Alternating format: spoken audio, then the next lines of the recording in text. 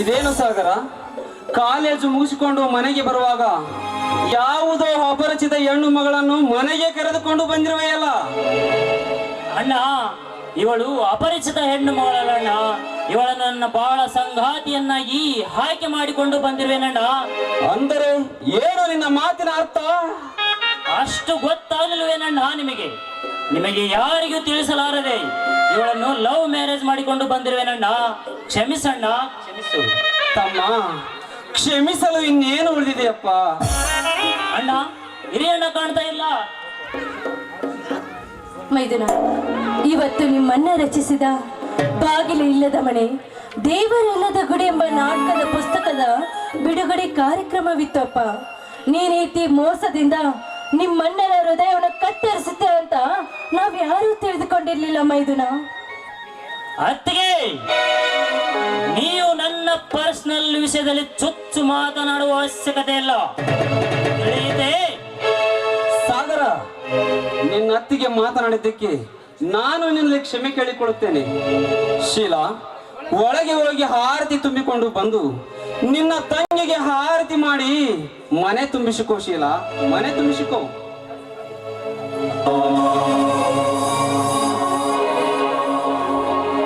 ಸಾಗರ, ನಿನ್ನನ್ನೇ ನಂಬಿ ಕೈ ಹಿಡಿದು ಬಂದ ನಿನ್ನ ಬಾಳ ಸಂಗಾತಿಯ ಹೆಸರೇನಪ್ಪ? ಅಣ್ಣ, ಇವಳು ಸರೋಜ ಅಂತ. ಇವಳು ನಾನು ಒಂದೇ ಕಾಲೇಜಿನಲ್ಲಿ ಓದುತ್ತಿದ್ದೆವು.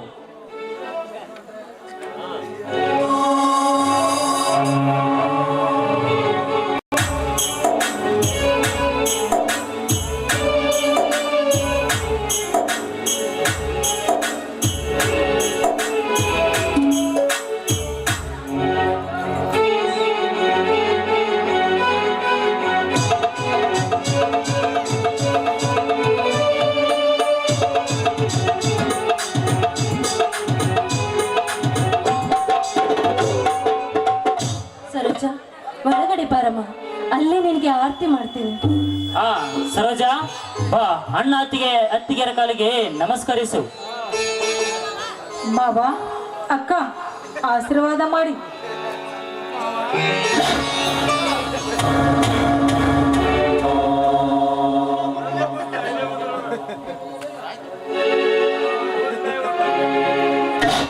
ತಮ್ಮ, ನಾವು ಇಲ್ಲಿ ಕಷ್ಟಪಟ್ಟು ಇದ್ದ ಗೇಣು ತೋಟದಲ್ಲಿ ಬಿಸಿಲು ಮಳೆ ಚಳಿಯನ್ನೆಲ್ಲ ದುಡಿದು ಇದ್ದ ಬಿದ್ದ ಹಣವನ್ನೆಲ್ಲ ಕೂಡಿಸಿಕೊಂಡು ನನ್ನ ತಮ್ಮ ಕಾಲೇಜಿನಲ್ಲಿ ದೊಡ್ಡ ನೌಕರಿಯಾಗಿ ಅಧಿಕಾರ ಹುಡುಕಿಕೊಂಡು ಈ ಮನೆಗೆ ಬರುತ್ತಾನೆಂದು ನಾವು ಕನಸು ಕಂಡಿದ್ದೆವು.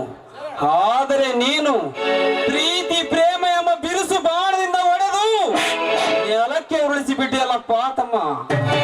ತಮ್ಮ, ನಾವು ನಿನಗೇನು ಮೋಸ ಮಾಡಿದ್ದೇವೆಂದು ಕುಲ ಗೋತ್ರ ಗೊತ್ತಿಲ್ಲದ ಹೆಣ್ಣನ್ನು ಮದುವೆ ಮಾಡಿಕೊಂಡು ಬಂದಿರುವೆಯಲ್ಲ, ಯಾಕಪ್ಪ ತಮ್ಮ? ಅಣ್ಣ, ನಮ್ಮ ಮಾಡಲಿಕ್ಕೆ ಹೋಗಿ ಮಸೀದಿಯನ್ನೇ ನನ್ನ ಕೊರಳಿಗೆ ಹಾಕಿಕೊಂಡು ಬಂದಂತಾಗಿದೆ ನನ್ನ ಸ್ಥಿತಿ. ತಮ್ಮ, ನಿನ್ನ ಮನಸ್ಸೆಂಬ ಲಗಮು ನಿನ್ನ ಹಿಡಿತದಲ್ಲಿಟ್ಟುಕೊಂಡು ಕಾಲೇಜ್ ಕಲಿಯುವುದನ್ನೇ ಬಿಟ್ಟು ಕೈಯಲ್ಲಿ 4 ದುಡ್ಡು, ಕೈಗೊಂದು ಮೊಬೈಲ್ ಸಿಕ್ಕ ಮೇಲೆ ಕೆಟ್ಟ ಹುಡುಗರ ದೋಸ್ತಿ ಮಾಡಿ ಹಾಲಿನಂತೆ ಇರುವ ನಿನ್ನ ಜೀವನವನ್ನು ಏಸಿಗೆಯಂತೆ ಮಾಡಿಕೊಂಡು ಬಂದಿರುವೆಯಲ್ಲೋ ಪಾಪಿ. ಅಣ್ಣ, ಮನಸ್ಸನ್ನು ಹಿಡಿತದಲ್ಲಿ ಇಟ್ಟುಕೊಳ್ಳದೆ ಪ್ರೀತಿ ಎಂಬ ಸಾಗರದಲ್ಲಿ ಮುಳುಗಿ ಮೈಮನ ಸುಟ್ಟುಕೊಂಡಿರುವೆನಣ್ಣ. ದಯವಿಟ್ಟು ನನ್ನನ್ನು ಕ್ಷಮಿಸಣ್ಣ, ಕ್ಷಮಿಸು. ಸಾಗರ, ಈಗ ಪ್ರಾಯಶ್ಚಿತ ಪಟ್ಟರೆ ಪ್ರಯೋಜನವಿಲ್ಲ. ಮೊದಲೇ ವಿಚಾರಿಸಿ ಹೆಜ್ಜೆ ಇಟ್ಟಿದ್ದರೆ ಒಳ್ಳೆಯ ನೌಕರಸ್ಥನಾಗಿ ಈ ಮನೆಗೆ ಬರುತ್ತಿದ್ದೆ.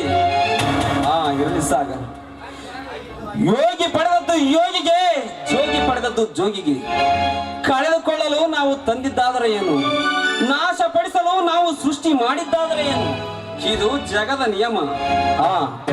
ಕೈ ಕಾಲು ಮುಖ ತೊಳೆದುಕೊಂಡು ಊಟ ಮಾಡುತ್ತಮ್ಮ. ನಾನು ಸ್ವಲ್ಪ ತೋಟದ ಕಡೆ ಹೋಗಿ ಬರುತ್ತೇನೆ ಸಾಗರ. ಆಯ್ತಣ್ಣ, ಹೋಗಿ ಬಾ. ಛೇ, ಎಂತಹ ತಪ್ಪು ಮಾಡಿಬಿಟ್ಟೆ. ಬಂಗಾರದಂತ ಹಣ್ಣಂದ್ರಿಗೆ ಮೋಸ ಮಾಡಿಬಿಟ್ಟೆನಲ್ಲ.